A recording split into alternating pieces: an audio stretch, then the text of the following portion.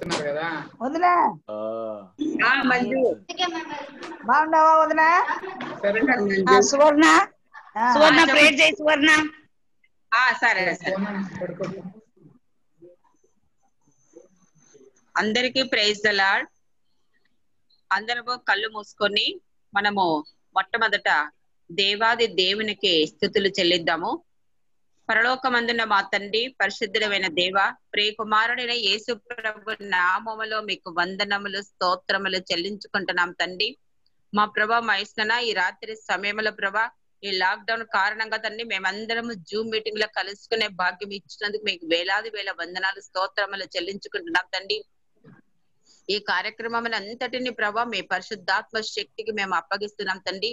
ఎటువంటి వాతావరణ అననుకూలత చేరకుండా తండ్రి ప్రభా, మరి టెక్నికల్ ప్రాబ్లం లేకుండా తండ్రి, మరి బైబిల్ స్టడీ అంతటిని ప్రభా మీరు ఆశీర్వదించండి దేవా. మీ కృప వెంబడి కృపను మాకు దయచేయమని ప్రాధాయపడుతున్నాం తండ్రి. పరిశుద్ధాత్మ దేవా మీకు వేలాది వేల వందనాలు స్తోత్రములు చెల్లించుకుంటున్నాం తండ్రి. అమరుడవు అదృశ్యుడమైన దేవ, సమీపింపరాని తేజస్సులో వాసం చేసిన వాడా, మీకు వేలాది వేల వందనాలు స్తోత్రం చెల్లించుకుంటున్నాం తండ్రి. సర్వశక్తిమంతుడవు, సర్వోన్నతుడవు, సర్వాధికారివి, సర్వోపకారివి, మహోన్నతుడు, మహిమాన్వితుడు, ఆకాశ మహాకాశములు పట్టజాలని దేవా మీకు వేలాది వేల వందనాలు తండ్రి. ప్రభు ఈ కార్యక్రమంలో మేము ఎంతమంది పాల్గొన్నామో తండ్రి, మరొక వ్యక్తిగా మీరు ఇక్కడ ఉంటున్నందుకు తండ్రి, మీ శక్తిని ఇక్కడ నిలుపుతున్నందుకు మీకు వేలాది వేల వందనాలు తండ్రి. మొట్టమొదట మీకు ప్రభా మరి ఆహ్వానించే భాగ్యం మాకు దయచేస్తున్నందుకు మీకు వేలాది వేల వందనాలు స్తోత్రములు చెల్లించుకుంటున్నాం తండ్రి. ప్రభా మీ మీద టైం పాస్ గా రాకుండా తండ్రి, మరి పూర్తిగా మనస్ఫూర్తిగా తండ్రి ఏకాత్మతో ఏక మనస్సుతో ప్రభుని ఆరాధించే భాగ్యం మాకు దయచేయమని ప్రాధాయపడుతున్నాము తండ్రి. మీ యొక్క వాక్యాన్ని ధ్యానించుకునే భాగ్యం మాకు దయచేయమని ప్రాధాయపడుతున్నాము తండ్రి. అవును ప్రభా, మీరు వాక్య ధ్యానం చేసుకుంటుండగా ప్రతి ఒక్కరు ఇందులో పాల్గొని ప్రభా వాక్యం రుచి చూసే భాగ్యం దయచేయమని ప్రాధాయపడుతున్నాము తండ్రి. వాక్యం ద్వారా మా జీవితంలో మార్పు తీసుకురామని ప్రాధాయపడుతున్నాము తండ్రి. ప్రభా మారు మనసు పొంది ప్రభు దగ్గర ఒప్పుకునే భాగ్యం మాకు దయచేయమని ప్రాధాయపడుతున్నాము తండ్రి. అవును ప్రభా, ఇంకా రాకున్నటువంటి వారి పాదములు కూడా నడిపించండి దేవా, వారిని కూడా ఆశీర్వదించమని ప్రాధాయపడుతున్నాము తండ్రి. మా ప్రభా మహేశ్వర మీ చిత్తం అయితే తండ్రి, ప్రతి విషయంలో మీరు తోడుగా ఉండండి ప్రభా.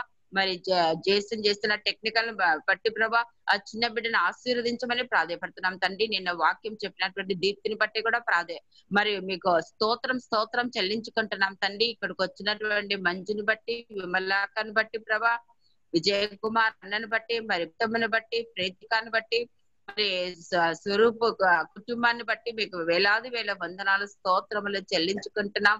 మరి అనారోగ్యంతో ఉన్నటువంటి బుద్ధి బాగు చేసినందుకు మీకు వేలాది వేల వందనాలు తండ్రి. మా కుటుంబాల్లో మరొక అద్భుతాన్ని మీరు చూపించినందుకు మీకు వేలాది వేల వందనాలు స్తోత్రములు తండ్రి. మరి వాక్యాన్ని ప్రభా మీ చేతికి అప్పగిస్తున్నాం తండ్రి.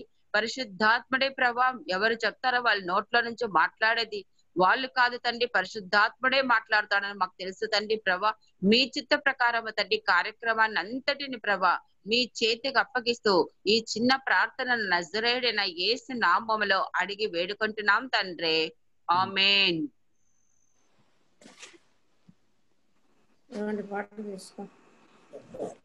442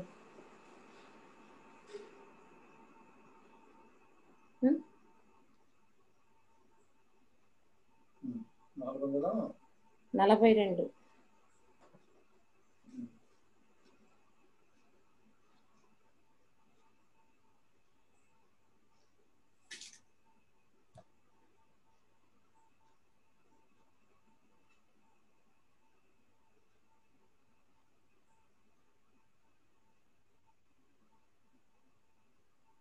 ఆన్ చేశాను.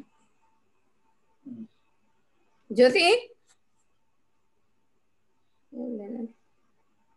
జ్యోతి పాడు విమల. ఓకే ఓకే జ్యోతి. 442 ఆంధ్ర క్రైస్తవ కీర్తనలు 442. జీవితాంతము వరకు నీకే సేవ సల్పుదునంటిని, నీవు నాతో నుండి ధైర్యము నిచ్చి నడుపుము రక్షకా. జీవితాంతము వరకు నీకే సేవ సల్పుదునంటిని. ఎన్ని ఆటంకంబులున్నను ఎన్ని భయములు కలిగినా అన్ని పోవును నీవు నాకడ నున్న నిజమిది రక్షక. జీవితాంతము వరకు నీకి సేవ సల్పుదునంటిని అణచెద రక్షక. జీవితాంతము వరకు నీకి సేవ సల్పుదునంటిని. నేత్రములు మిరుమిట్లు గొలిపెడు చిత్ర దృశ్యములున్నను శత్రువగు సాతాను గెల్వను చాలు నీ కృప రక్షక. జీవితాంతము వరకు నీకే సేవ సల్పుదునంటిని.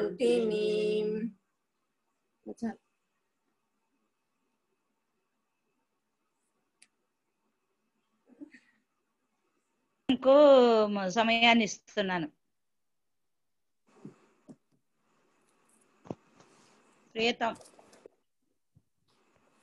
ప్రియతం కల్లగుంట్ల నీకే సమయం.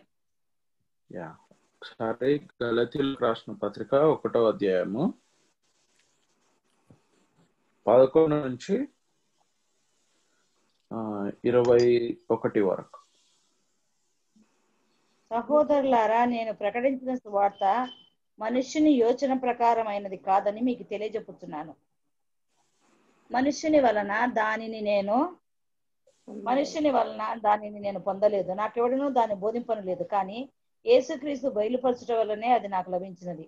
పూర్వమందు యూదా మతస్థుడనై ఉన్నప్పుడు నేను దేవుని సంఘమును అపరిమితంగా హింసించి నాశనం చేయొచ్చు నా పితరుల పారంపర్యాచారమందు విశేషాసక్తి గల వాడనై నా స్వజాతీయులలో నా సమాన వయస్కులైన అనేకుల కంటే యూదుల మతములో ఆధిక్యత నొందితినని నా నడవడిని గూర్చి మీరు వింటిరి.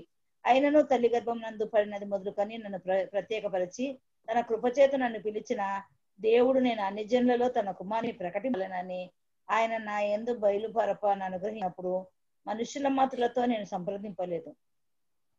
నాకంటే ముందుగా అపోస్తలులైన వారి యుద్ధకు యెరూషలేమునకైనను వెళ్ళనలేదు. కానీ వెంటనే అరేబియా లోనికి వెళ్ళి తిని పిమ్మట దమస్కు పట్టణంలోకి తిరిగి వచ్చి తిని అటుపైన 3 సంవత్సరములైన తర్వాత కేఫాను పరిచయం చేసుకునే వాళ్ళని యెరూషలేమునకు వచ్చి ఆయనతో కూడా 15 దినములు ఉంటుంది. అతనిని తప్ప అపోస్తలుల్లో మరి ఎవరిని నేను చూడలేదు. కానీ ప్రభు యొక్క సహోదరుడైన యాకోబును మాత్రము చూచితిని. నేను మీకు రాయించిన ఈ సంగతుల విషయమై ఇదిగో దేవుని ఎదుట నేను అబద్ధమాడుట లేదు. పిమ్మట సిరియా కిలికియా ప్రాంతంలోనికి వచ్చి తిని. దేవుడి వాక్యాన్ని స్తుతించును గాక. ఒకసారి ప్రార్థన చేసుకున్నాము. మా ఉన్నతుడా పరిశుద్ధుడా ప్రభువా, మీ సన్నిధికి రాగలడానికి ఇచ్చిన సమయం బట్టి మీకే కృతజ్ఞత ఆస్తులు ప్రభువా. అయ్యా గొప్ప దేవుడవు, అయ్యా తండ్రి నాయన, ఇదిగో మీ సన్నిధికి వచ్చి ఉండగా ప్రభువా, ముఖ్యంగా నన్ను నేను మీ సన్నిధిలో పరీక్షించుకుంటున్నాను ప్రభువా. నన్ను కనికరించండి అయ్యా. నా పాపములు సమస్తమును ఎరిగిన దేవుడవు ప్రభువా, గొప్ప దేవుడా. ఇదిగో నా హృదయంలో పాపం లక్ష్యం ఉంచినట్లా నా ప్రార్థన మీ సన్నిధికి చేరదన్నారు అయ్యా తండ్రి నాయన. ఇదిగో ప్రతి విధమైన పాపమును మీ సన్నిధిలో ఒప్పుకుంటున్నాను. నన్ను కనికరించమని, నన్ను క్షమించమని, నన్ను మరుగుపరచమని వేడుకుంటున్నాం అయ్యా. ఇది నాన్న ఆయా మీ వాక్యం వినాలని ఆయా ఆశగా వచ్చాం ప్రభువా. కనికరం దయచేయండి అయ్యా. మనుషుని స్వరం కాదు కానీ మీ స్వరం వినలాగున ఆయా తండ్రి నాయన మా హృదయాలను ఆయా అర్థం చేసుకునే విధంగా మా హృదయాలను తెరవమని వేడుకుంటున్నాం. అవును తండ్రి, మీ వాక్యంలో రాయమన్నట్లుగా ఆయా my sheep will listen my voice అన్నారు ఆయా తండ్రి నాయన. మీరే నిజమైన ఆయా షెపర్డ్ ప్రభువా, మీకే కృతజ్ఞత ఆస్తులు ఆయా తండ్రి నాయన. మరొక మారు ఈ గలతీయులకు రాసిన పత్రిక ద్వారా మా ఆత్మీయతను పరీక్షించుకున్నటకు మమ్మల్ని మేము ప్రభువా మీ సన్నిధిలో ఎక్కడ ఉన్నామో, ఏ స్థితిలో ఉన్నామో గమనించుకొని సరిదిద్దుకునే అవకాశం మీరు దయచేయగలరని మరి యొక్క మారు మీకే మహిమ ఘనత ఆరోపిస్తూ నా ప్రభు అయిన యేసుక్రీస్తు నామం పేట అతి వినయంగా బతిమాలు వేడుకుంటున్నాను తండ్రి. ఆమేన్.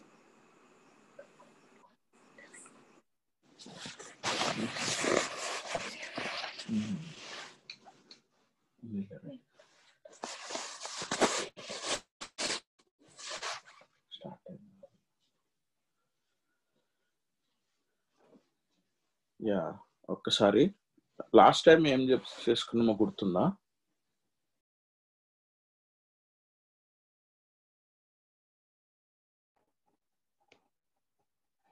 భిన్నమైన సువార్త, క్రీస్తుని బట్టి కాదు రక్షణ, యూదుల మతాచారాలు,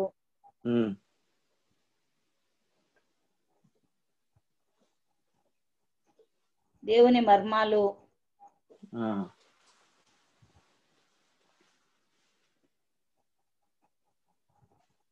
ఇంకేం డిస్కస్ చేసినాం? అవి చదువుతున్నాం. అపోస్తలుల కార్యం 14వ అధ్యాయము 15వ వచనము. లాస్ట్ వీక్ ఏ వచనం చేసినాం గుర్తుందా? లాస్ట్ టైం 16వ వచనం. 16వ వచనం 17 కూడా స్టార్ట్ చేసినాం. అపోస్తలుల కార్యంలో 9వ అధ్యాయంలో నుంచి పౌలు యొక్క జీవితాన్ని ఒకసారి చూసుకున్నాం లాస్ట్ టైం. 16వ అధ్యాయం అయిపోయింది, 17వ అధ్యాయంలో ఉన్నాం మనము. Not did I go to Jerusalem to those who were అపోజల్స్ before me but I went to Arabia, అది చూసుకున్నాం ముఖ్యంగా. లాస్ట్ టైం గుర్తుందా? నేను జెరూసలేంకి పోలేదు కానీ వేరే చోటుకి వెళ్ళాను. అరేబియాకి ఎలా వెళ్ళాడో అపోస్తలుల కార్యంలో 9వ అధ్యాయంలో చూసినాం, గుర్తుందా?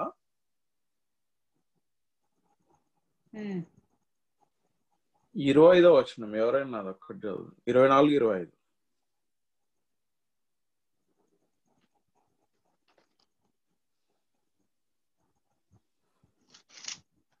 24, 25.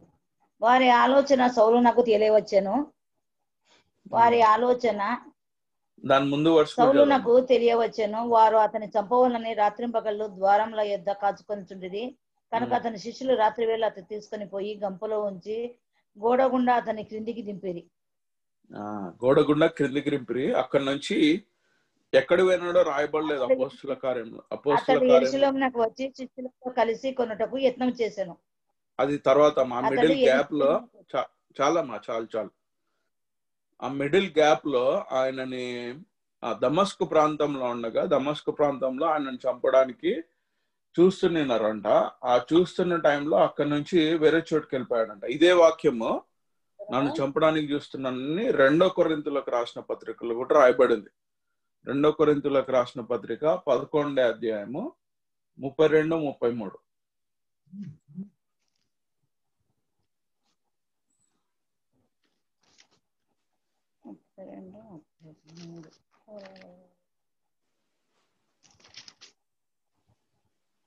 దమస్కులో అరేత అను రాజు క్రింద ఉన్న అధిపతి నన్ను పట్టగోరి కావలి ఉంచి దమస్కీయుల పట్టణమును భద్రం చేశాను. అప్పుడు నేను కిటికీ గుండా గోడ మీద నుండి గంపలో దింపబడి అతని చేతిలో నుండి తప్పించుకొని పోతిని. సో అవి ఈవెంట్స్ మనము అపోస్తలుల కార్యంలో 9వ అధ్యాయంలో చదివినాం కదా. గుర్తుందా? ఆయన లైఫ్ హిస్టరీ అంతా చూసుకున్నాము లాస్ట్ టైం. అపోస్తలుల కార్యంలో 3 చోట్ల పౌలు యొక్క లైఫ్ హిస్టరీ రాయబడి ఉంటది. ఒకటి 9వ అధ్యాయంలో రాయబడి ఉంది, మిగతా 2 చోట్ల ఎక్కడో గుర్తున్నాయా? లైఫ్ హిస్టరీనా? అపోస్తలులు 14వ అధ్యాయం 15వ వచనము. మొత్తం ఆయన హిస్టరీ అమ్మా. తిమోతి 3:16. లేదమ్మా, ఆయన లైఫ్ హిస్టరీ 3 చోట్ల రాయబడి ఉంటది. ఎక్కడెక్కడ అంటే అపోస్తల కార్యములు 9వ అధ్యాయము, అపోస్తల కార్యములు 22వ అధ్యాయము, అపోస్తల కార్యములు 25, 26 అధ్యాయాలు. అక్కడ 3 చోట్ల ఆయన 3 సాక్ష్యాలు. ఒకటి లూకా డైరెక్ట్ రాస్తాడు అపోస్తుల కార్యములు 9వ అధ్యాయంలో. 22వ అధ్యాయంలో యెరూషలేముకు ఆయనని చెరసాలలో పట్టుకున్నప్పుడు యెరూషలేము ప్రజల ఎదుట ఆయన సాక్ష్యం ఇస్తాడు దేవుని గురించి. అక్కడ ఆయన లైఫ్ హిస్టరీని ఆయన టెస్ట్ మనీగా చెప్తాడు. దాని తర్వాత కింగ్ అగ్రిపా దగ్గరికి తీసుకెళ్ళినప్పుడు కింగ్ అగ్రిపాతో ఇంకొకసారి సాక్ష్యం ఇస్తాడు. సో 3 చోట్ల రాయబడింది. ఒకసారి అపోస్తుల కార్యంలో 22వ అధ్యాయము 3వ వచనం నుంచి ఒకసారి చదువుదాం. అక్కడ పౌలు తన జీవితం గురించి ఇంకా క్లియర్ గా రాయబడింది. నేను కిలికియలోని తార్సులో పుట్టిన యూదుడను, అయితే ఈ పట్టణంలో 7 పాదములై చదువు. నేను కిలికియాలోని తార్సులో పుట్టిన యూదుడను, అయితే ఈ పట్టణంలో గమనియేలు పాదముల యొద్ద పెరిగి మన పితరుల ధర్మశాస్త్ర సంబంధముగు నిష్ట యందు శిక్షితులనై మీరందరూ నేడు ఉన్న ప్రకారము దేవుని గూర్చి ఆసక్తులనై ఉండి ఈ మార్గంలో నున్న పురుషులను స్త్రీలను బంధించి చెరసాలలో వేయించుచు మరణమునకు హింసించి తిని. చాలా ప్రియతం. చాలా అండి. సో ఆయన ఎలాంటి స్థితిలో ఉన్నాడో చెప్తున్నాడు. ఆయన ఎంత యూదులలో అగ్రస్తుడుగా ఉండి దేవుని విషయమై ఎంతో జెలస్ గా ఉండి క్రైస్తవులను హింసిస్తూ ప్రాసిక్యూట్ చేస్తూ ఉన్నాడు అని చెప్తున్నాడు. సో ఇదంతా ఆయన లైఫ్ హిస్టరీ మనం అందరం విని ఉన్నాం. ఆయన దమస్కు ప్రాంతంలో వెళ్తూ ఉండగా అద్వితీయంగా క్రీస్తు కనపడగానే ఆయన హృదయం తెరవబడుతుంది. ఇమీడియట్ గా ఎవరు ప్రభు అని అని అడగగానే నేను క్రీస్తును, నువ్వు ప్రాసిక్యూట్ చేస్తున్న క్రీస్తును అని దేవుడు తను తాను ప్రత్యక్షపరుచుకుంటాడు. ఇమీడియట్ గా ఆయన గుడ్డివాడైపోతాడు. తర్వాత దమస్కు ప్రాంతంలోకి తీసుకెళ్ళగానే అక్కడ అననీయాస్ అనే ఒక అతన్ని దేవుడు తీసుకొని మాట్లాడి నువ్వు వెళ్ళి పౌలుతో మాట్లాడు, పౌలు కొరకు ప్రార్థన చేయ అంటాడు. ఒకసారి 14వ వచనం, అదే అపోస్తుల కార్యంలో 22:14. అప్పుడు అతడు మన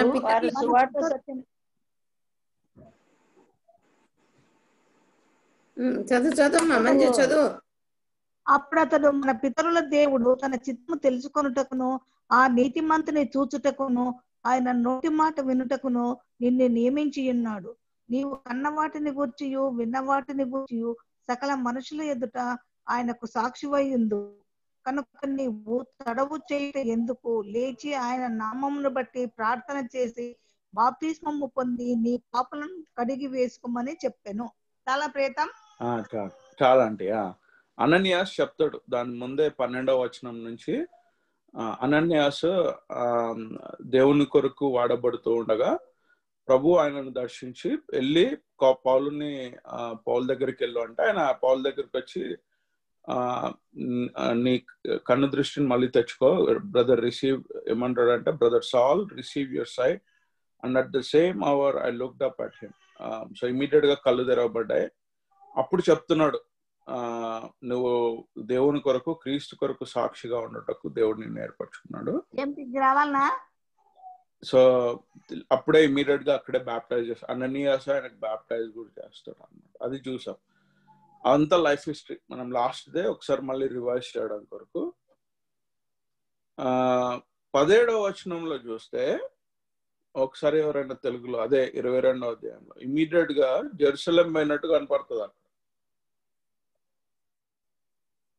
అంతటా నేను యెరూషలేమునకు తిరిగి వచ్చి దేవాలయంలో ప్రార్థన చేయుచుండగా పరవశుడనై ప్రభువును చూచితిని.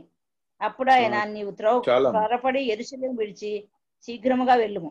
చాలమ్మా, చాలు అంటే యెరూషలేంలో ఆయనను పట్టుకుంటారని దేవుడు చెప్తారు. సో అక్కడ అంతటా అని ఉంది కదా, నా దాంట్లో నవ్ ఇట్ హ్యాపెండ్ అని ఉంది ఇంగ్లీష్ లో. మధ్యలో చాలా గ్యాప్ ఉన్నింది. సో సీక్వెన్షియల్ గా రాయబడింది కానీ మధ్యలో దమస్కు ప్రాంతంలో నుంచి ఆయన వెళ్ళిపోయి మనము 9వ అధ్యాయంలో అపోస్తుల కార్యంలో 9వ అధ్యాయంలో చూసినాం కదా, దమస్కు మార్గంలో ఆయన పెద్ద బాస్కెట్ లో నుంచి కిందికి గోడ నుంచి కిందికి దించగానే వాళ్ళ శిష్యులు ఆయన ఏం చేసినాడంట ఇమీడియట్ గా యెరూషలేమునకు పోయినాడు. యెరూషలేం కాదమ్మా, యెరూషలేమునకు పోయినాడు. మళ్ళీ గలతీయులకు రాసిన పత్రిక ఒకటి. ఆంటీ మీరు మ్యూట్ లో ఉన్నారా ఆంటీ? విమల ఆంటీ అరేబియాకు పోయినాడు. అరేబియాకు పోయినాడు ఆయన. 17వ వచనంలో ఉంది కదా, గలతీయులకు రాసిన పత్రిక 1వ అధ్యాయం 17వ వచనం. సో సీక్వెన్స్ ఏంటిది అంటే, ఈవెంట్స్ ఎలా జరిగాయంటే, దమస్కు ప్రాంతంలో ఆయన కన్నులు తెరవబడ్డాయి, క్రీస్తుని ఎరిగినాడు. ఇమ్మీడియట్ గా ఆయన ప్రచారం కూడా చేసినాడు అని కూడా ఉంటది 9వ అధ్యాయంలో.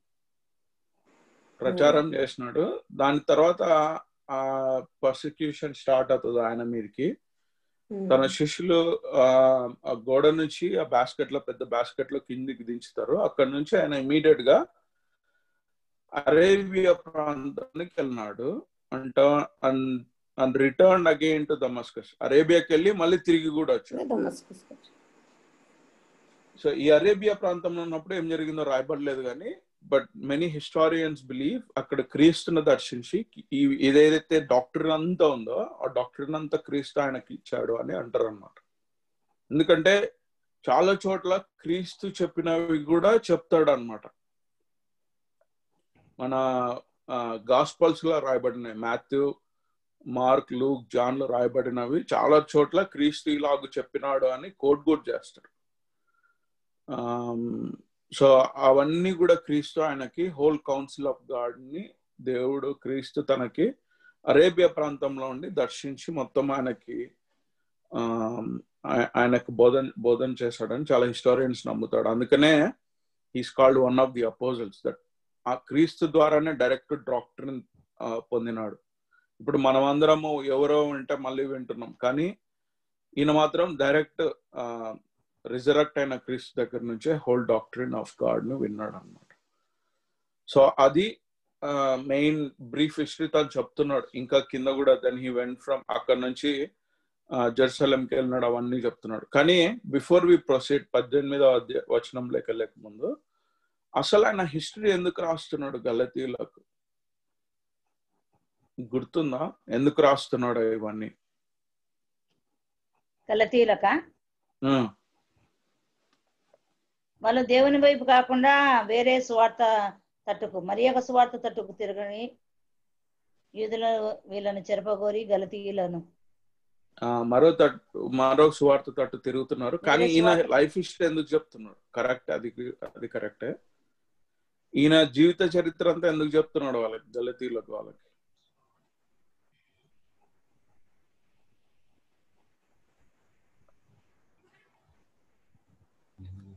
11వ వచనం నుంచి ఏందమ్మా?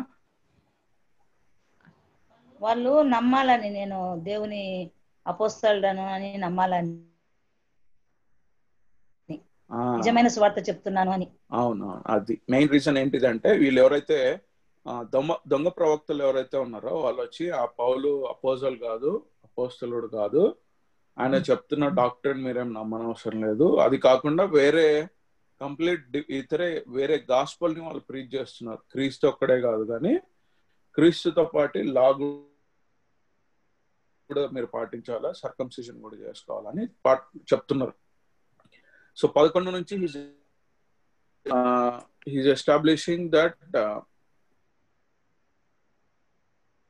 he's an apostle. ఒకప్పుడు తన జీవితం ఎలాగునింది, ఇన్ఫాక్ట్ తనే లాలో ఎక్కువగా నిష్ణాతుడై ఉన్నాడు. లా విషయమే క్రైస్తవులను పర్సిక్యూట్ చేస్తూనేనాడు. దేవుడు దర్శించుకున్న తర్వాత క్రీస్తుని ఎరిగి క్రీస్తు విశ్వాసమును బట్టే రక్షణ, వేరే పనుల కార్యముల ద్వారా కాదు, కానీ క్రీస్తు విశ్వాసమును బట్టే రక్షణ కలుగుతుంది అని చెప్తున్నాడు. ఆ విషయమై నేనే ఎంతో సెలస్ గా ఉన్నాను. దేవుడు ఇమీడియట్ గా నా హృదయంలో పనిచేసినాడు.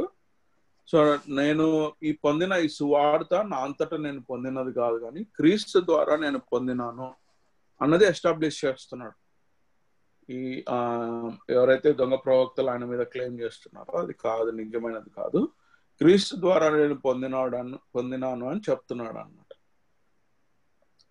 అది మెయిన్ ఇంపార్టెంట్ రీజన్. సో అరేబియాకి వెళ్ళినాడు. అరేబియా నుంచి తిరిగి దమస్కుకి వచ్చినాడు. అక్కడ దమస్కు ప్రాంతంలో మళ్ళీ ఆయన సువార్త చెప్పినాడు. ఆయన అనేకులను దేవుని దగ్గర తీసుకొచ్చినాడు. అటు పిమ్మట 3 సంవత్సరముల తర్వాత యెరూషలేంకి పోయినాడంట. ఎందుకు పోయినాడంట? 18వ వచనంలో.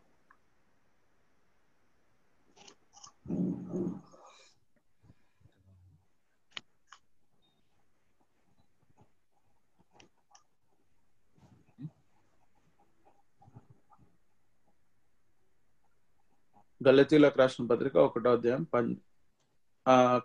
విమలాంటి మీరు మ్యూట్ లో ఉన్నట్టున్నారండి. నా వచనము 18వ మనుషుని వలన దాన్ని నేను పొందలేదు, నాకెవడునో దాన్ని బోధింపను లేదు, కానీ యేసుక్రీస్తు బయలుపరచడం వలనే అది నాకు లభించినది. 18 అటు పైన 3 సంవత్సరమైన తర్వాత అటు పైన పరిచయం తీసుకునవలనని యెరూషలేమునకు వచ్చి అతనితో కూడా 15 దినములు ఉంటిని. అతనిని తప్ప అపోస్తులలో మరి ఎవరిని నేను చూడలేదు గాని ప్రభువు యొక్క సహోదరుడైన యాకోబును మాత్రం చూచితిని. నేను మీకు వ్రాయుచున్న ఈ సంగతి ఇదిగో దేవుని అబద్ధం ఆడట లేదు. సో దాని తర్వాత 3 సంవత్సరముల తర్వాత యెరూషలేంకి వచ్చినాడంట. యెరూషలేంకి వచ్చిన తర్వాత అక్కడ పేతురు చూడడానికి వచ్చి అక్కడ 15 రోజులు ఉన్నాడంట. దెన్ తర్వాత జేమ్స్ ద లార్డ్స్ బ్రదర్ ని చూసాడంట. అది రెండు వచనాలు ఇది నాన్న చూసుకుందామా. ఇంతకు ముందు మీరు 22వ అధ్యాయంలో చదివినది అక్కడ కంటిన్యూయేషన్ అన్నమాట. సో ఆయన అరేబియా ప్రాంతం నుంచి తిరిగి దమస్కుకి వెళ్ళి అక్కడ ప్రీచ్ చేసిన తర్వాత 3 సంవత్సరముల తర్వాత యెరూషలేంకి వెళ్ళి అక్కడ 15 దినాల్లో నిన్నాడు. ఒకసారి మళ్ళీ లెట్స్ గో బ్యాక్ టు అపోస్తుల కార్యములు 22వ అధ్యాయము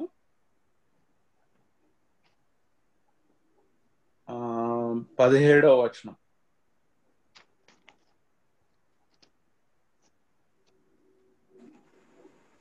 అంతటా నేను యెరూషలేమునకు తిరిగి వచ్చి దేవాలయంలో ప్రార్థన చేయుచుండగా పరవశుడనై ప్రభువును చూచితిని. అప్పుడు ఆయన నీవు త్వరపడి యెరూషలేము విడిచి శీఘ్రముగా వెళ్ళుము, నన్ను గురించి నీవు ఇచ్చు సాక్ష్యము వారు అంగీకరింపరని నాతో చెప్పాను. అందుకు నేను ప్రభువా ప్రతి సమాజ మందిరంలోనూ నీ యందు విశ్వాసం ఉంచు వారిని నేను చెరసాలలో వేయించు కొట్టుచుంటిని, వారికి బాగా తెలియను. మరియు నీ సాక్షి అయిన స్టెఫను రక్తము చిందింపబడినప్పుడు నేను కూడా దగ్గర నుంచి అందుకు సమ్మతించి అతని చంపిన వారి వస్త్రములను కావరి ఉంటినని చెప్పితిని. అంతటా ఆయన నేను దూరంగా అన్ని జనుల యుద్ధకు నిన్ను పంపవాలనని నాతో చెప్పాను. చాలా 21 వరకు. సో అది ఆ సీక్వెన్స్ ఆఫ్ ఈవెంట్స్ ఏం జరిగినాయంటే ఆయన యెరూషలేంలో ఉన్నాడు. యెరూషలేం వెళ్ళిన తర్వాత అప్పుడు క్రీస్తు చెప్తున్నాడు, నువ్వు త్వరగా ఆయనకి దర్శనం ద్వారా క్రీస్తు కనపడి నువ్వు త్వరగా ఎక్కడి నుంచి బయలుదేరి యెరూషలేం నుంచి బయటకు వెళ్ళిపో అని చెప్తున్నాడు. దాని తర్వాత 21st వర్స్ లో ఒక ఇంపార్టెంట్ వాక్యం ఉంది, 21వ వచనం. ఆయన అన్ని జనుల యుద్ధకు పొమ్మంటున్నాడు. అక్కడి నుంచి అన్ని జనుల యుద్ధకు నేను పంపుతాను. అన్ని జనుల యుద్ధకు నేను అక్కడి నుంచి సో ఆ 15 days అన్ని ఈవెంట్స్ ఏంటివంటే దమస్కు ప్రాంతంలో రక్షణ పొందినాడు, దమస్కు ప్రాంతంలో సేవ చేస్తున్నాడు, ఆ సాక్ష్యంగా చెప్తున్నాడు. వాళ్ళు చెరసాలలో పట్టుకోవాలని చూస్తున్నప్పుడు వాళ్ళు పెద్ద బాస్కెట్ లో నుంచి కిందికి దింపగానే ఆయన అరేబియా ప్రాంతంలోకి వెళ్ళినాడు. అక్కడ నుంచి మళ్ళీ తిరిగి దమస్కుకి వచ్చినాడు. దమస్కు నుంచి 3 సంవత్సరాల తర్వాత యెరూషలేంకి వెళ్ళినాడు, అక్కడ పేతురుని కలవడానికి. యెరూషలేంకి వెళ్ళిన 15 days 8వ వచనం చూసుకున్నాం కదా, కయఫస్ ని కలిసినాడు, అక్కడ పేతురుని కలుసుకున్నాడు. సో చాలా మంది అంటే ఆర్గ్యుమెంట్స్ అక్కడ అంటే చాలా మంది ఆ పేతురు ద్వారా దేవుని విషయాలు తెలుసుకున్నాడు అని కొంతమంది. బట్ ఇంపార్టెంట్ థింగ్ ఏంటిదంటే the whole council of God, దేవుని యొక్క మొత్తం డాక్ట్రిన్ అంతా అరేబియా ప్రాంతంలోనే దేవుడు క్రీస్తు ఆయన కనపడి చెప్పినాడు అని అంటారు మెయిన్ గా historians. That's the main underlining thing. ఈ 15 దినాల అధ్యాయంలో మీరు చూస్తే కన్నా మళ్ళీ తిరిగి వెళ్తారు అనమాట. వీళ్ళు ఎవరైతే ఈ దొంగ ప్రవక్తలు ఈ గలతీ ప్రాంతంలో ఈ ప్రాంతాలందరికీ వచ్చి మీ క్రీస్తు ఒక్కడే కాదు రక్షణ, మీ విశ్వాసం బట్టి కాదు కానీ రక్షణ, మీరు లా ప్రకారం జీవించాలా అని వాళ్ళు చెప్పినప్పుడు తిరిగి యెరూషలేంకి వెళ్తాడు. అక్కడ పౌలు 15వ వచనంలో చూసుకుంటే కన్నా అదంతా విని మళ్ళీ పేతురు ఎల్డర్స్ ఆఫ్ ద చర్చ్ వాళ్ళకి లెటర్స్ కూడా రాస్తారు అని ఉంటది అక్కడ. మీరు ఇంకా బర్డన్ చేయనవసరం లేదు, అన్యజనులని లా ప్రకారము సర్కంసిజన్ చేసుకోవాలని మీరు బర్డన్ చేయనవసరం లేదు, కానీ విశ్వాసం మూలంగానే రక్షణ. మీకు పౌలు ఎలాగ చెప్పినాడో విశ్వాసం మూలంగానే మీకు రక్షణ. ఆ రక్షణ ముఖ్యంగా పేదవారిని గుర్తు చేసుకోండి అని అపోస్తల కార్యంలో తిరిగి లెటర్ రాసి పంపిస్తారు elders of the church. Sudden గా ఈయన ఎందుకు వచ్చినాడు 19వ వచనంలో?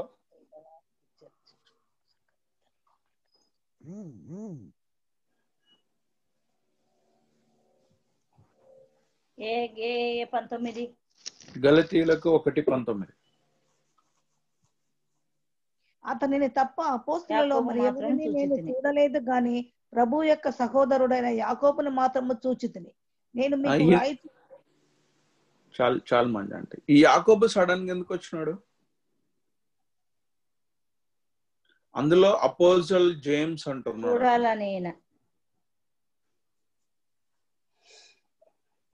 I saw none other apostles except James.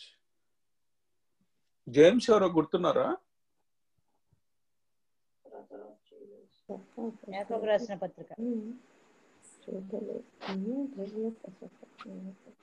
Total గా 4 జేమ్స్ ఉన్నారు. సో ఒక్కసారి మత్తయి సువార్త 10వ అధ్యాయము 3వ వచనం.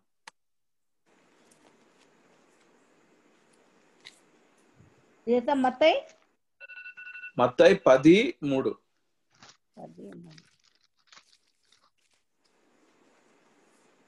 ఫిలిప్పు, బర్తలోమయి, తోమా, సుంకరైన మత్తయి, అల్ఫై కుమారుడు యాకోబు, తద్దయినను మారుపేరు గల లెబ్బయి, కనానీయుడైన సీమోను, ఆయనను అప్పగించిన ఇస్కరియోతు యూదా. మొత్తం శిష్యుల గురించి 1వ వచనం నుంచి రాయబడి ఉంటది. వాళ్ళందరినీ ప్రిపేర్ చేసి గాస్పల్ కొరకు పంపిస్తున్నాడు క్రీస్తు. అక్కడ యాకోబు అల్ఫయస్ ఒక కుమారుడు యాకోబు గురించి రాయబడింది. సో ఈయననే ఆయననా 19వ వచనం రాయబడిన యాకోబు ఈయననేనా?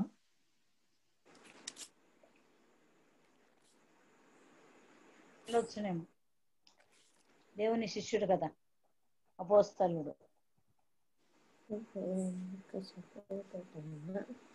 ప్రభువు యొక్క సహోదరుడైన యాకోబు, యేసుక్రీస్తు సహోదరుడైన యాకోబు. ఇంకొక వచనం చెప్పిస్తా. గలతీయులకు రాసిన పత్రిక 2వ అధ్యాయం 9వ వచనం. అనగా సున్నతి పొందిన వారికి అపోస్తులకు పేతులకు సామర్థ్యం కలగజేసిన వాడే అన్యజనులకును అపోస్తులు అవుటకు నాకును సామర్థ్యం కలగజేసినని వారు గ్రహించినప్పుడు స్తంభములుగా ఎంచబడిన యాకోబు, కేఫా, యోహాను అనువారు నాకు అనుగ్రహించబడిన కృపను కనుగొని మేము అన్యజనులకును తాము సున్నతి పొందిన వారికి అపోస్తులుగా ఉండవలనని చెప్పి తమతో పాలివార మగుటకు సూచనగా నాకును బర్నబాకును కుడి చేతిని ఇచ్చిరి. చాలా అంటే సో ఇక్కడ 3 పిల్లర్స్ గా ఉన్నారంట. యెరూషలేంలో 3 పిల్లర్స్ గా ఉన్నారంట. ఎవరు? యాకోబు, కయఫస్, జాను. యాకోబు, కేఫా, యోహాను. కేఫా అంటే పేతురు. యాకోబు, పేతురు, జాను 3 పిల్లర్స్ అంట. అంటే ఎల్డర్స్ ఆఫ్ ద చర్చ్. యెరూషలేం సంఘానికి వీళ్ళు 3 ఎల్డర్స్. కయఫస్, జాను మన ఇద్దరికి తెలిసిందే. కయఫస్, జాను వీళ్ళిద్దరు పేతురు, యోహాను క్రీస్తు శిష్యులు. క్రీస్తు పిలుచుకున్నాడు. కానీ జేమ్స్ ఎవరు? ఈ జేమ్స్ 10వ అధ్యాయం 3వ వచనంలో చదివిన జేమ్స్ ఆయన. మత్తయి సువార్త 10:3. సో ఇద్దరి పేర్లు ఎక్కువ వచ్చాయన్నమాట హిస్టోరియన్స్ లో. ఎవరమ్మా? శిష్యుడు ప్రేతం. ఇద్దరి పేర్లు మెయిన్ గా ఉన్నాయన్నమాట. ఒకటి మత్తయి సువార్త 10వ అధ్యాయము 3వ వచనంలో చదివినట్లుగా యాకోబు అక్కడ శిష్యుడుగా ఉన్నాడు కదా. ఆయన ప్రాబ్లం ఏంటంటే ఈయన ఫస్ట్ క్రీస్తు చనిపోయిన ఇనిషియల్ కొద్ది డేస్ లోనే ఈయన చనిపోతాడు. 25 AD లోనే చనిపోతాడు. ఎక్కడ రాయబడింది అంటే అపోస్తుల కార్యంలో 12వ అధ్యాయం 1-2 వచనాలు. 12:1-2 దాదాపు అదే కాలం. చదవమ్మా. చదవండి అక్క, మీరు చదవండి. దాదాపు అదే కాలమందు రాజైన హేరోదు సంగపు వారిలో కొందరిని బాధ పెట్టుటకు బలాత్కారంగా పట్టుకొని యోహాను సహోదరుడైన యాకోబును ఖడ్గంతో చంపించెను. వీళ్ళిద్దరు మీకు గుర్తుంటే స్టోరీ, వాళ్ళ అమ్మ క్రీస్తు దగ్గరకు వచ్చి కుడి వైపున నాకు ఒక కుమారుడు, ఎడం వైపున ఇంకో కుమారుడిని మీ రాజ్యంలో కూర్చోబెట్టుకుంటారా అని అడిగితే, రాజ్యంలో నా పక్కన ఎవరు కూర్చుంటారు, నా దేవుడు నిర్ణయిస్తాడని చెప్తారు. గుర్తుందా స్టోరీ? వాళ్ళ అమ్మ వచ్చి అడుగుతుంది. సో ఈయన జాన్ యొక్క సహోదరుడు జేమ్స్. ఏది మత్తయి సువార్త 10వ అధ్యాయం 3వ వచనంలో చదివిన జేమ్స్ అల్ఫాయస్ కుమారుడు. ఈయన ఇమీడియట్ గా 12వ వచనంలోనే మార్టర్డ్ చేయబడతాడు, అంటే చంపబడతాడు. దేవుని కొరకు, దేవుని సువార్త కొరకు చంపబడతాడు. కానీ 15వ వచనంలో ఈ 9 గలతీయులకు రాసిన పత్రిక 2:9 ఎక్కడ జరిగిందంటే 15వ అధ్యాయంలో జరిగింటది. ఒకసారి 15వ అధ్యాయం ఇది అపోస్తుల కార్యంలో 15. నేను కూడా చేస్తాను. అపోస్తుల కార్యంలో 15 6వ వచనం నుంచి. అప్పుడు అపోస్తులను పెద్దలను ఈ సంగతిని గూర్చి ఆలోచించుటకు కూడి వచ్చింది. బహు తర్కము జరిగిన తర్వాత పేతురు లేచి వారితో ఇట్లా నేను అంతే నమ్మంగా చదవాలా? వర్డ్స్ కంప్లీట్ చేశానండి. సహోదరులారా, ఆరంభమందు అన్యజనులు నా నోట సువార్త వాక్యమును విని విశ్వసించులాగున మీలో నన్ను దేవుడు ఏర్పరచుకొనని మీకు తెలియను. మరియు హృదయములను ఎరిగిన దేవుడు మనకు అనుగ్రహించినట్టుగానే వారికి పరిశుద్ధాత్మను అనుగ్రహించి వారిని గూర్చి సాక్ష్యం ఇచ్చెను. వారి హృదయములను విశ్వాసము వలన పవిత్రపరిచి మనకును వారికి ఏ భేదమైనను కనపరచలేదు. కనుక మన పితరుల చాలా అమ్మా నెక్స్ట్ అదొక్కటి వర్షం కదా. కనుక మన పితరులైనను మనమైనను మోయలేని కాడిని మనుషుల మెడ మీద పెట్టి మీరెందుకు దేవుని శోధించుచున్నారు? ప్రభువైన యేసు కృప చేత మనము రక్షణ పొందుదామని నమ్ముచున్నాము కదా, అలాగే వారును రక్షణ పొందుదురని అనెను. అది మెయిన్. పేతురు లేచి నిలబడతాడు. ఇది ఎందుకు జరిగిందంటే 15వ అధ్యాయము పౌలు వెళ్ళి వీళ్ళు ఎవరైతే యెరూషలేం నుంచి వస్తున్నారో వాళ్ళు వచ్చి భిన్నమైన సువార్త చెప్తున్నారు, ఈ అన్యజనుల్లో మేము వెళ్ళి సువార్త చెప్తుంటే వీళ్ళు వచ్చి వేరే సువార్త చెప్తున్నారు అక్కడ అని ఈ యెరూషలేం కౌన్సిల్ కి తీసుకెళ్తాడు ఆ క్లెయిమ్స్. అప్పుడు పేతురు నిలబడి మాట్లాడుతున్నాడు, మనం ఆల్రెడీ ఆ కాడిని మోస్తున్నాము, లానే కాడిని మనం మోస్తున్నాము, ఇంకా అన్యజనుల పైన ఆ భారం మనం ఎందుకు పెట్టడము అని చెప్తున్నాడు అక్కడ. సో క్రీస్తు 11వ వచనంలో ఓన్లీ క్రీస్తు కృపను బట్టే వాళ్ళు రక్షణ పొందినారు, విశ్వాసం మూలంగా వారు రక్షణ పొందినారు, ఇంకా ఈ లాన కాడిని వారి పైన పెట్టొద్దు అని మన పేతురు చెప్తాడు. పేతురు ఇంకా వరుసగా అంతా చెప్పిన తర్వాత 13వ వచనంలో ఉంది యాకోబు. 13వ వచనంలో ఉంటది. 13వ వచనంలో ఉంది యాకోబు. వారు సాధించిన తర్వాత యాకోబు ఇట్లా నేను యాకోబు నిలబడి అక్కడ నెక్స్ట్ చెప్తాడు. ఈ 12వ అధ్యాయంలోనే శిష్యుడైన యాకోబు చనిపోతాడు కదా. మనం ఇంత ముందు చదివినట్లుగా 12:1-2 శిష్యుడైన యాకోబు అక్కడ చనిపోయినాడు. మళ్ళీ ఇక్కడున్న యాకోబు ఎవరు?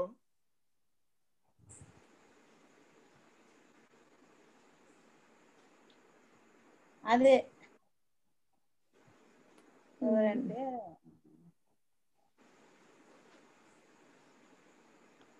ఏమమ్మా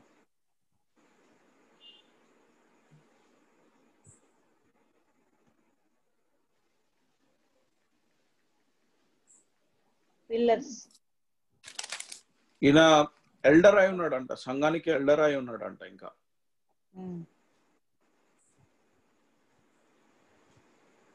ఒకసారి మత్తయి సువార్త 13వ అధ్యాయము 55వ వచనం.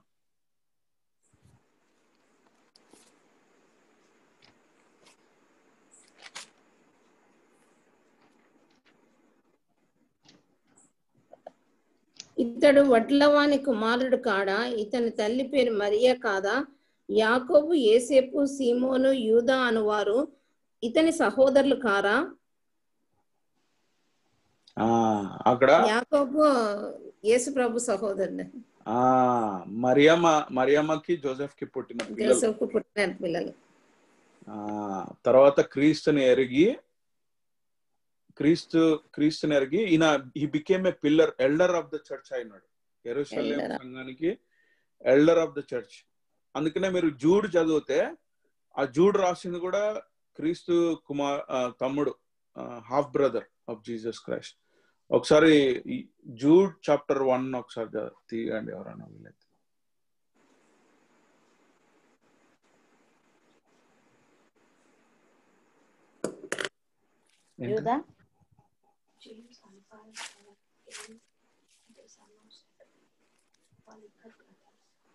అల్ఫయస్ కూడా ఉంటాడు, నలుగురు మొత్తం. జేమ్స్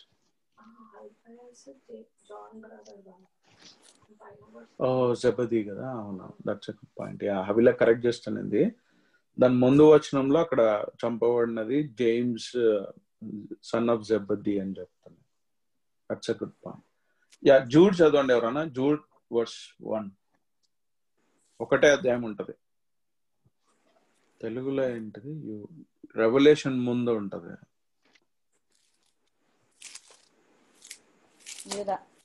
యూదానా?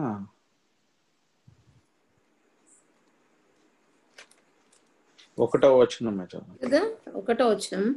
యేసుక్రీస్తు దాసుడును యాకోబు సహోదరుడైన యూదా తండ్రి అయిన దేవుని యందు ప్రేమింపబడి యేసుక్రీస్తునందు భద్రం చేయబడి పిలువబడిన వారికి శుభమని చెప్పి వ్రాయినది. యాకోబు తమ్ముడు అంట ఆయన, తమ్ముడు జూడ్. సో వీళ్ళందరూ క్రీస్తు హాఫ్ బ్రదర్స్. మేరీకి జోసెఫ్ కి పుట్టిన వాళ్ళు అనమాట. ఇక్కడ ఇద్దరు రాయబడిన. సో ఆయన ఎందుకు ఇవంతా ఎందుకు డిస్కస్ చేస్తున్నామంటే, గలతీయులకు మళ్ళీ తిరిగి వెళ్తే గన, సో అక్కడ కూడా అపోస్తల కార్యంలో 15వ అధ్యాయంలో రాయబడినట్లు, అలాగే ఇక్కడ గలతీయులకు రాసిన పత్రిక 1వ అధ్యాయంలో రాయబడినట్లు ఆయన జేమ్స్ లార్డ్స్ బ్రదర్ అని కూడా ఉంది అక్కడ క్లియర్ గా. 19వ వచనం చూస్తే సహోదరుడైన యాకోబును మాత్రం చూచుతుంది. So he is the pillar of the church. ఆ సంఘానికి ఆయన ఎల్డర్ గా ఉన్నాడు. సో 2వ అధ్యాయంలో కూడా మళ్ళీ వస్తాడు జేమ్స్ గురించి. అక్కడ ఏం జరుగుతుంది, పౌలుకి పేతురుకి మధ్య ఘర్షణ కూడా జరుగుతుంది అక్కడ. అది మళ్ళీ అక్కడ 2వ అధ్యాయం డిస్కస్ చేసినప్పుడు డిస్కస్ చేద్దాము. సో మెయిన్ ఇంపార్టెంట్ ఏంటిదంటే, ఈవెంట్స్ ఏంటివంటే, మొదటగా ఆయన దమస్క్ లో ఉన్నాడు. దమస్క్ నుంచి అరేబియాకి వెళ్ళినాడు. అరేబియా నుంచి మళ్ళీ తిరిగి దమస్క్ వచ్చినాడు. దాని తర్వాత యెరూషలేంలో 15 దినాలు ఉన్నాడు. అక్కడ ఎల్డర్స్ ఆఫ్ ద చర్చ్ ని కలిసినాడు. ముఖ్యంగా పేతురు, జాను, జేమ్స్, వీళ్ళు ముగ్గురు ఎల్డర్స్ ఆఫ్ ద చర్చ్ ముఖ్యంగా ఉన్నారు. అందుకనే చాలా మంది యాకోబు పత్రిక రాసింది కూడా జేమ్స్ ద లార్డ్స్ బ్రదర్, ఎందుకంటే he's the pillar of the church అప్పుడు. సో ఈ ఎవరైతే యూదులు ఉన్నారో, వేరే దేశాలలో యూదులు ఉన్నారో వాళ్ళ కొరకు ఆ పత్రిక రాయబడి ఉన్నదని చాలా మంది నమ్ముతారు.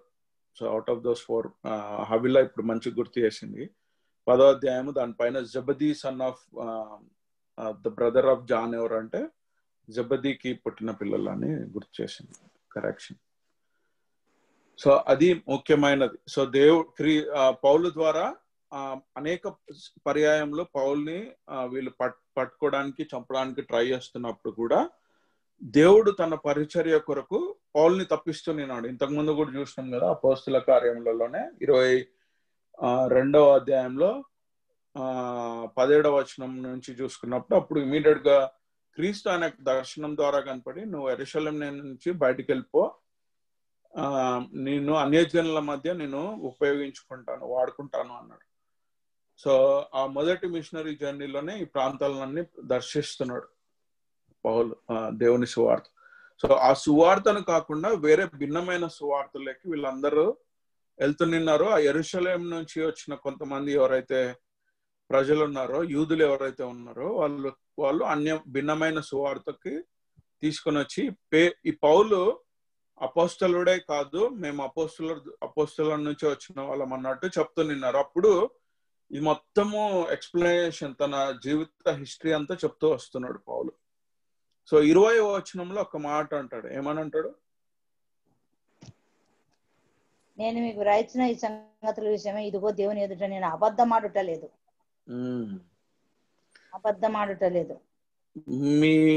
మీ బైబిల్స్ లో ఏముందో నాకు తెలియదు, కానీ నా బైబిల్లో బ్రాకెట్స్ లో ఉంది. అది తెలుగులో కూడా బ్రాకెట్స్ లో ఉందా? లేదు.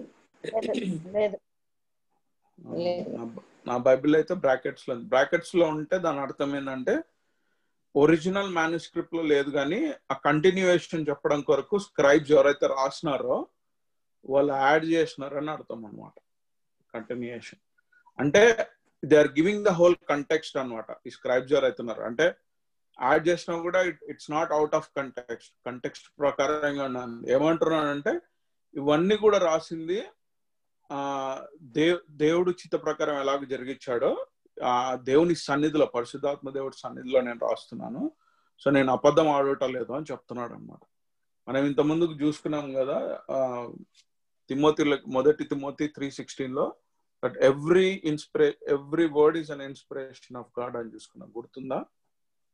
మొదటి తిమోతి 3:16. నిక్షేపంగా దైవభక్తుని గూర్చి మర్మము గొప్పదై ఉన్నది. ఆయన సారీ అంటే 2 తిమోతి 3:16.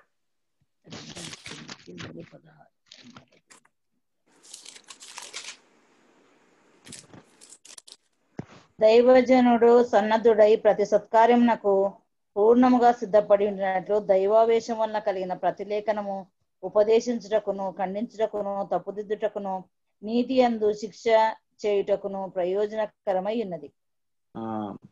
సో ఎక్కడి నుంచి వచ్చిందంట ఈ వాక్యం? అక్కడ రాయబడింది కదా, దైవావేశం వలన. All scripture is given by the inspiration of God అని ఉంది నా వచనంలో అయితే. సో దేవుని దగ్గర నుంచి, దేవుని పరిశుద్ధాత్మ దేవుని దగ్గర నుంచి వచ్చింది ఎవ్రీ స్క్రిప్చర్. సో ఎందుకు ఇవ్వబడింది అంటే and is profitable for doctrine, for reproof, for correction. మనము కరెక్ట్ చేసుకోవడం కొరకు అది ఇవ్వబడిందని రాయబడింది. సో ఆ గలతీయులకు రాసిన పత్రికలో అదే చెప్తున్నాడు అనమాట. ఇది నా అంతటా అంటే నేనేదో కథలాగా రాయట్లేదు కానీ but I'm writing this before God అని అంటున్నాడు అక్కడ 20వ వచనం. సో నేను అబద్ధం ఆడటలేదు కానీ నేను దేవుని సన్నిధిలో ఉండి నేను రాస్తున్నాను ఇదంతా. సో అది మెయిన్. సో ఆయన మొత్తం స్టెప్ బై స్టెప్ ఈవెంట్స్ ఏం జరిగినాయో అన్ని రాయబడింది. ముఖ్యంగా 17వ వచనంలో రాయబడినట్లుగా అరేబియా ప్రాంతంలోనే క్రీస్తు ద్వారా హోల్ కౌన్సిల్ ఆఫ్ గాడ్ ఆయన పొందినాడు. ఆయన డాక్టరీన్ ఏదైతే ఉందో, ఈ 13 లేఖనాలు ఏదైతే రాసినాడో, పత్రికలు రాసినాడో, ఆ పత్రికలు అనేకమైన ఉన్నాయి. మేము మొదటి కొరింథీయులకు చేస్తున్నాం ఇక్కడ మా చర్చ్ లో బైబిల్ స్టడీలో. అసలు అమేజింగ్ డాక్టరీన్, ప్రతి ఒక్క విషయం గురించి రాయబడి ఉంటది. 8వ అధ్యాయం నుంచి 10వ అధ్యాయం వరకు అయితే జస్ట్ విగ్రహాలకు పెట్టిన ఆహారం తినొచ్చా లేదా అని వాళ్ళు క్వశ్చన్ అడిగితే ద హోల్ అంటే ఏదైతే గ్రే ఏరియా కవర్ కాలేదో, అంటే ఇప్పుడు మనం టీవీ చూడొచ్చా లేదా, అవన్నీ విషయాలన్నీ కాన్సెప్ట్స్ అన్ని అక్కడ రాయబడి ఉంటాయి. So the whole council of God, దేవుని మర్మాలన్నీ అక్కడ రాయబడి ఉంటాయి. క్రైస్తవులు దేవునిలో ఎలాగ ఎదగాలో రాయబడిన విషయాలు అక్కడ కూడా అనేక మార్లు క్రీస్తు ఇలాగ చెప్పినాడు. అవన్నీ మళ్ళీ క్రాస్ రెఫరెన్స్ అవుతాయి అన్నమాట. సో అమేజింగ్ డాక్టరీన్ అంతా దేవుని ద్వారా డైరెక్ట్ గా పొందినాడు, మనుషుల ద్వారా కాదు కానీ దేవుని ద్వారానే పొందినాడు. అందుకనే చాలా మంది హిస్టోరియన్స్ అంటారు అంత హెవీ డాక్టరీన్ మనుషుల ద్వారా కూడా ఆయన పొందలేకపోయిండొచ్చు. ఎందుకంటే 2వ అధ్యాయంలోకి వెళ్తే పేతురుని కూడా గద్దిస్తాడు పౌలు. మీరు 2వ అధ్యాయం అంతా గలతీయులకు రాసిన పత్రిక 2వ అధ్యాయం చదివితే కన్నా జేమ్స్ నుంచి కొంతమంది జనాలు పేతురు దగ్గరకు వస్తే అన్యులతో తిండి తింటుంటే సడన్ గా లేచి వెళ్ళిపోతాడు పేతురు. అప్పుడు పౌలు వచ్చి గద్దిస్తాడు. So what I'm trying to say, ఏం చెప్తున్నా అంటే కౌన్సిల్ ఆఫ్ గాడ్ ఏదైతే ఉందో ఈ సువార్తనే కాకుండా హోల్ డాక్టరీన్ కూడా అదంతా పొందిందంతా పౌలు దేవుని నుంచి పొందినాడు. అది main. So what is the practical application? 17 so ఈ దినాన 17, 18, 19 చూసుకున్నాం కదా. What is the practical application? చాలా హిస్టారికల్ ఈవెంట్స్ మొత్తం చూసుకున్నాం. మెయిన్ గా మనం యాకోబు ఎలాగ పిల్లర్ గా ఉన్నాడో, పేతురు జాన్తో పాటు యాకోబు ఎలా పిల్లర్ గా ఉన్నాడు. ఈ యాకోబు ఎవరు అంటే క్రీస్తు brother, half brother, Mary Joseph కి పుట్టిన హాఫ్ బ్రదర్. జూడు కూడా ఆయన కూడా తర్వాత దేవుని సంఘంలో చేర్చబడినాడు. అవన్నీ చూసుకున్నాం. ముఖ్యంగా నాతో దేవుడు మాట్లాడింది ఏంటి అంటే ఆయన సువార్త పరిచర్య చేయట కొరకు దేవుడు ఎన్నుకుంటాడు. ఎన్నుకున్న వాళ్ళని కష్టాల గుండా వెళ్తున్నాడు. పౌలు ప్రతి ఒక్క విషయంలో కూడా కష్టాల గుండా వెళ్తున్నాడు. మనం ఇంతకుముందు పుస్తక కార్యంలో 22వ అధ్యాయంలో చదివినాం కదా. యెరూషలేం ప్రాంతం నుంచి పౌలుని తీసుకొని వెళ్ళిపోతాడు. నువ్వు వెళ్ళిపోయి ఇక్కడ నుంచి అన్ని జనుల్లో నేను నీ సువార్తను నువ్వు వెదజల్లుటకు నేను ఏర్పరచుకున్నాను అని చెప్తారు కదా. So even in terms of అన్ని ఇంకా దారులన్నీ మూసుకపోయి అన్న ప్రాంతం అన్న టైంలో కూడా దేవుడి విల్ మన జీవితంలో నెరవేరబడుతుంది. ఆయన చిత్తం ఏంటో మన జీవితంలో నెరవేరబడుతుంది. సో అనేక మార్లు ఇక్కడే చూస్తున్నాం కదా. ఈ గలతీ ప్రాంతంలో సువార్త చెప్పిందే పౌలు. ఆ సువార్త ఆయన చెప్పిన సువార్తనే కాదని వాళ్ళే ఇంకా ఇమీడియట్ గా వేరే సువార్త తట్టు తిరిగి వెళ్ళిపోతున్నారు. సో ఈ యెరూషలేం నుంచి వచ్చిన వాళ్ళే ఆయనకు అగెయిన్స్ట్ గా చెప్తున్నారు, పౌలు అపోస్తలుడు కాదు. సో అనేకమైన అపోజిషన్స్ వచ్చినప్పటికీ దేవుడు గొప్పగా అపోస్తలుడైన పౌల్ని దేవుడు గొప్పగా వాడుకున్నాడు. సో ఎప్పుడైతే మనం దేవుని పైన విశ్వాసం ఉంచి దేవుని చిత్త ప్రకారం నడుచుకుంటామో దేవుడే మనకు దారిని కలుగజేస్తాడు. అది మెయిన్ నేను నేర్చుకుంది. ఇంకా ఎవరన్నా ఏమన్నా యాడ్ చేస్తారా?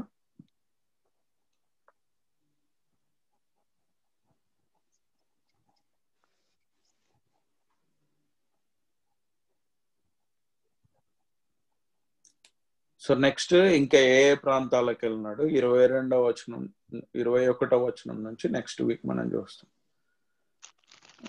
సిరియా, సిసిలియా ఈ ప్రాంతాలకు అన్నీ వెళ్ళినాడు.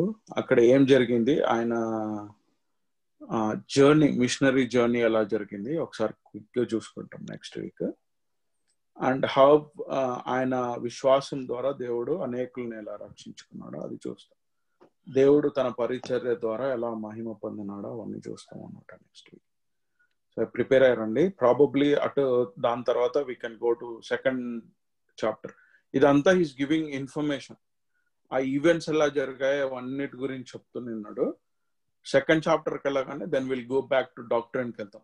దేవుడు ఏం మాట్లాడుతున్నాడు ఈ గలతీలో రాసిన పత్రిక ద్వారా మనం ఏం నేర్చుకోగలుగుతాం, అమేజింగ్ డాక్టరీన్స్ అని 2nd చాప్టర్ నుంచి మళ్ళీ ఉంటాయి. సో అది మెయిన్ ఇంపార్టెంట్ ఆస్పెక్ట్. సో ఈ దినాన క్రీస్తు మనతో మాట్లాడినట్లుగా ఎవరైతే క్రీస్తును ఆనుకొని ఆయన చిత్త ప్రకారం తన జీవితంలో అలవర్చుకుంటారో క్రీస్తు వాళ్ళకి తోడుగా ఉంటాడు. So relying on God is more important. దేవుని ఆనుకొని దేవుని పైన ఆధారపడి జీవించడం వెరీ ఇంపార్టెంట్. నిన్ననే మేము నార్నియా చూస్తే నిన్నాం అనమాట. రెండవ పార్ట్ నాకే చాలాసార్లు చూసినా అర్థం కాలేదు. సో నార్నియా దాంట్లో ఏం చేస్తారంటే చూసింటారు మీరు మోస్ట్లీ మూవీ. ఫస్ట్ పార్ట్ అంతా ఎలాగూ దేవుని రక్షణలోకి రావాలో దాని గురించి ఉంటుంది. సిఎస్ లూయిస్ రాసినాడు ఈ బుక్, దాని తర్వాత సినిమా చేసినారు. కానీ ఎలాగూ దేవుని రక్షణలోకి రావాలో ఫస్ట్ పార్ట్ లో రాయబడి ఉంటది. రక్షణ అనేది ఎలా కలుగుతుంది అని రాయబడి ఉంటది. పిల్లలకు అర్థమయ్యేలాగా బాగా రాశాడు అనమాట. రెండవ పార్ట్ లో వీళ్ళందరూ ఎవరైతే రక్షణ పొందిన వాళ్ళు ఉంటారో వాళ్ళకే వాళ్ళే మేమే యుద్ధం చేయగలుగుతాము అని వాళ్ళకే వాళ్ళు యుద్ధానికి వెళ్తారు. యుద్ధంకి వెళ్తే యుద్ధం ఓడిపోతుంటారు. తర్వాత ఒక చిన్న పాప వెళ్ళి మనం ఎంత యుద్ధం చేసినా కూడా మనము గెలవలేము, మనము క్రీస్తు పైన అనుకుని, అంటే పారాఫ్రేజ్ చేసి చెప్తున్నాను అనమాట. ఆడ ఆస్లాన్ అని ఉంటుంది, ఒక లయన్ ఆఫ్ జూడాని రిప్రజెంట్ చేస్తున్నట్లు ఉంటుంది మూవీలో. మన ఆత్మీయ విషయంలో కూడా ప్రతి ఒక్క విషయంలో క్రీస్తు పైన ఆనుకొని ఉంటేనే మనం జయం పొందగలుగుతాం. మనంతటా మనం ఎప్పటికీ జయం పొందలేం. సో ఆయన పరిచర్యలో కానీ ప్రతి ఒక్క విషయంలో కానీ క్రీస్తు పైన ఆనుకొని జీవించడం అన్నది వెరీ వెరీ ఇంపార్టెంట్. సో అది నిన్న మేము నేర్చుకున్నది కూడా చూస్తున్నాము. సో నేర్చుకున్నది కూడా ప్రతి ఒక్క విషయంలో, అంటే నాకు రక్షణ దొరికిపోయింది క్రీస్తు దగ్గర నుంచి, ఇంకా నేను ఇష్టం వచ్చినట్లు జీవిస్తున్నాను అని మనం జీవించలేం. సో క్రీస్తు పైన ఆనుకొని క్రీస్తులోనే అబ్బాయిడై ఉండగలగాలి మనం. అప్పుడే ఆత్మీయ జీవితంలో కూడా దినదినము మనము క్రీస్తు స్వారూప్యంలోకి మారబడడానికి దేవుడు మనకి కృపను దయచేస్తాడు. ఒకసారి ప్రార్థన చేసుకుందాం. ఒకసారి ప్రార్థన చేస్తూ ఉండగా ఒకసారి మనల్ని మనం ఎగ్జామిన్ చేసుకుందాం మళ్ళీ దేవుని సన్నిధిలో. ఇప్పుడే రాయబడింది కదా 2 తిమోతి 3:16 వాక్యం అనేది ముఖ్యమైన ఎందుకు, రివిజన్ ఎందుకు దేవుడు ఎందుకు ఇచ్చినాడంట, మనల్ని మనం ఒకసారి పరీక్షించుకునడానికి. సో ఒక్కసారి మనల్ని మనం పరీక్షించుకుంటున్నాం. నేను నిజంగా దేవుని మీద ఆనుకొని జీవిస్తున్నాను, నా అంతటా నేను నా కార్యాలన్నీ నా అంతటా నేను చేస్తున్నాను అని ఒకసారి పరీక్షించుకున్నాను. ఆత్మీయత విషయంలో ప్రతి ఒక్క విషయంలో దేనిపైన ఆనుకొని జీవించడం వెరీ వెరీ ఇంపార్టెంట్. మహోన్నతుడా పరిశుద్ధుడా ప్రభువా, మీ సన్నిధికి రాగడానికి ఇచ్చిన సమయం బట్టి కృతజ్ఞతలు. గొప్ప దేవా, అయా తండ్రి నాయన మహోన్నతుడవు, అయా తండ్రి నాయన ఎన్నో మార్లు మా దారులన్నీ క్లోజ్ అయి ఉన్నప్పటికీ కూడా ప్రభువా మీరు వెలుగుని ప్రకాశింపజేసిన దేవుడవు. అయా తండ్రి ఇక మాకు దిక్కు లేదు అన్నప్పుడు ప్రభువా మీరు ఒక్కరే మాకు దిక్కుగా ఉన్నారు. మీకే కృతజ్ఞత ఆస్తులు.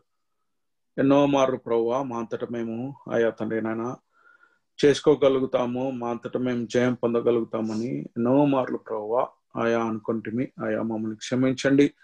మీ పైన మరి ఎక్కువగా ఆనుకొని జీవించలాగా మీరే శక్తిని దాయిచేయగలరని వేడుకుంటున్నాం. ఆయా పౌలు జీవితం ద్వారా మీరు మాతో మాట్లాడుతూ ఉండినారు.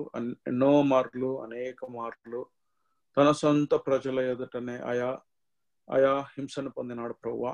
ఆయా తండ్రి నాయన ఆయా అపోజిషన్ ని పొందినాడు. అయినప్పటికీ ప్రభువా మీ కొరకే, ఆయా నేను జీవిస్తే క్రీస్తు కొరకే, మరణిస్తే నాకు లాభం అన్నాడు ప్రభువా. మీకు కృతజ్ఞత ఆస్తులు. అయా ఇంకను అలాంటి జీవితం మా అందరికీ కూడా దయచేయగలరని వేడుకుంటున్నాం. అయా మీ వాక్యం పైన, అయా మీ ఫెలోషిప్ పైన ఆనుకొని జీవించలాగిన మీరు శక్తిని దయచేయగలరని వేడుకుంటున్నాం. వచ్చిన ప్రతి ఒక్కరిని బట్టి మీకే కృతజ్ఞత ఆస్తులు. వారి అక్కర్లు ఎరిగిన దేవుడవు ప్రభువా. అయా మీరే వారితో మాట్లాడి ఆత్మీయతలో ఇంకా అనేక రెట్లుగా ప్రభువా అయా మెచ్యూర్ అవ్వటకు మీరే శక్తిని దయచేయండి. ప్రతి ఒక్కరం కూడా స్పిరిచువల్ గా ఇంకా అనేక రీతులుగా మెచ్యూర్ అవ్వగలుగుటకు మీరే శక్తిని దయచేయగలరని వేడుకుంటున్నాం. మరొక మారు ప్రభువా భుజమామును మీ సన్నిధిలో కూర్చేస్తూ ఉండగా ప్రభువా కనికరమును దయచేయండి తండ్రి. అయా కంప్లీట్ స్వస్థతను దయచేయగలరని బతిమాలుకుంటున్నాం. అయా ఇక్కడ క్యూటీ ప్రతి ఎంతో తండ్రి నైనా ఆవేదనతో ఉండగా వారిని కూడా కంఫర్ట్ చేయండి. ప్రియదర్శనతో మీరు తోడుగా ఉండమని వేడుకుంటున్నాం. అలాగే తండ్రి నాయన జాషువా బావ వాళ్ళ మదర్ కొరకు కూడా ప్రార్థన, కనికరమును దయచేయండి. ఆయనతో మీరు తోడుగా ఉండండి. ఆయా తండ్రి నాయన ఆయా మీ చిత్త ప్రకారం మీ చిత్తమైతే స్వస్థతను దయచేయగలరని వేడుకుంటున్నాం. ఇంకా ప్రభువా అయా మేము మా జీవితాలకు వెళ్తూ ఉండగా ప్రభువా ఇదిగో తండ్రి మీరే సహాయం దయచేయండి.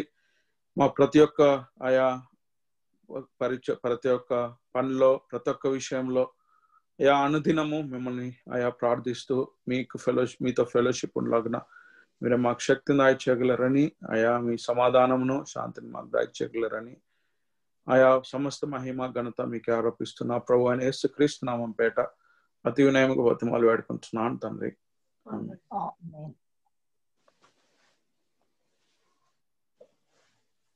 Praise God. అత్త మీరే అంట అత్త ఎండ్ ప్రేయర్.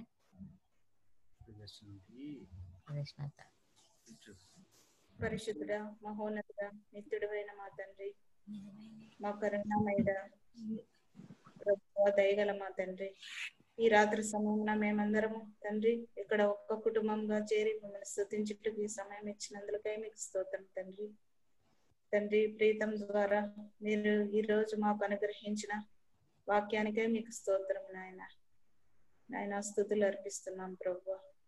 తండ్రి మా జీవితాల్లో మీకు ఆనుకుని బ్రతకడం, దట్ లీప్ ఆఫ్ ఫెయిత్ ఎంత ముఖ్యమో తండ్రి ఈ రోజు పాఠంగా మీరు మాకు దయచేసి ఉంటున్నారు ప్రభువా. తండ్రి నాయన ఇక్కడ కూడిన ప్రతి ఒక్కరిని, రాలేకపోయిన వారిని కూడా తండ్రి వారి కుటుంబాలని వారిని దీవించండి, ఆశీర్వదించండి. మీ యొక్క రెక్కల నీడ చాటున వారిని దాచమని వేడుకొంచున్నామయ్యా. అయ్యా నాయన యేసయ్యా, ఈరోజు ముఖ్యంగా బుజ్జి విషయమై మేము ప్రార్థన చేయించున్నాం తండ్రి.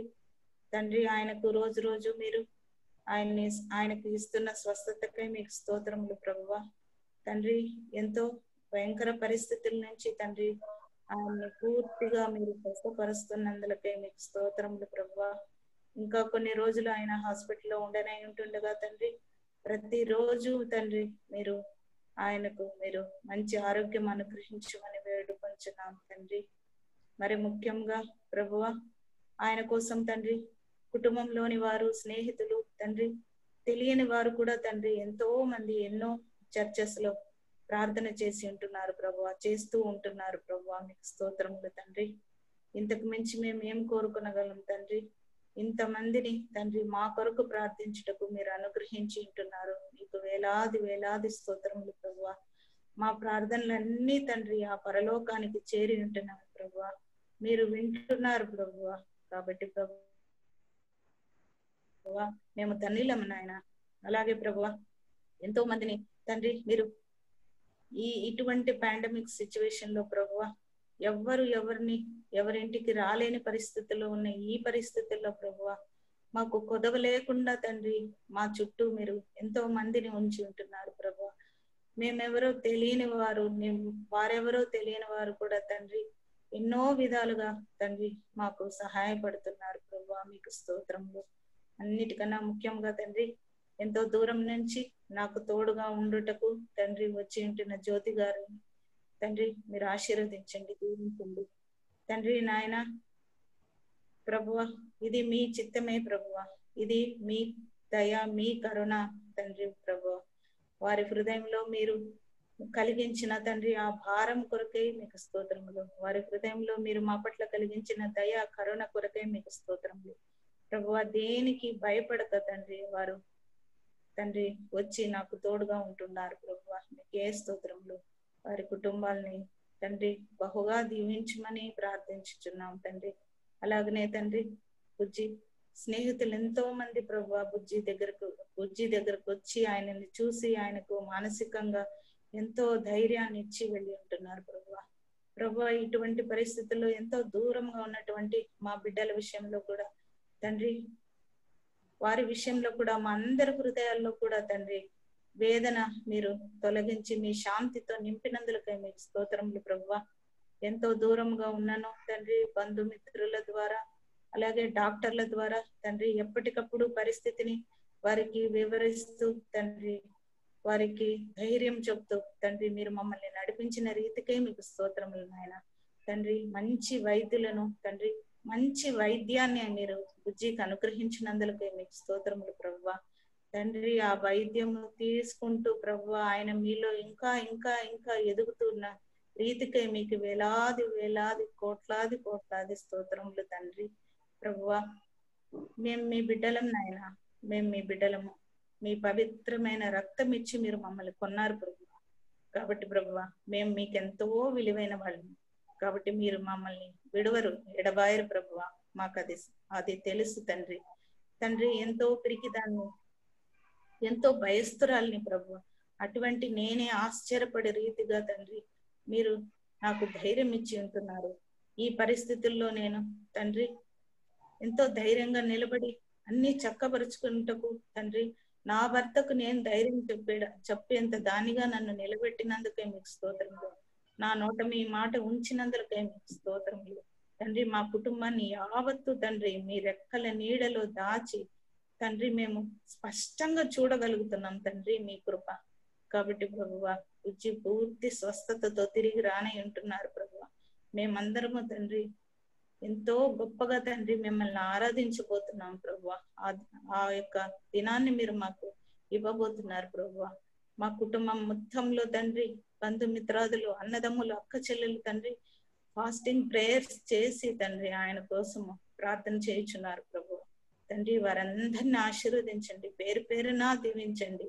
వారి కుటుంబాలని, వారి పిల్లల్ని తండ్రి తరతరాలు దీవించమని వేడుకొంచున్నాం తండ్రి. ప్రభా మీ ప్రేమ ఎంత గొప్పది అన్నది తండ్రి మీరు మాకు అనుభవంలోకి తెచ్చి ఉంటున్నారు తండ్రి, తెస్తున్నారు. ఇంకా ఇంకా మీకు దగ్గర అయ్యే భాగ్యాన్ని మీరు మాకు కలిగించి ఉంటున్నారు.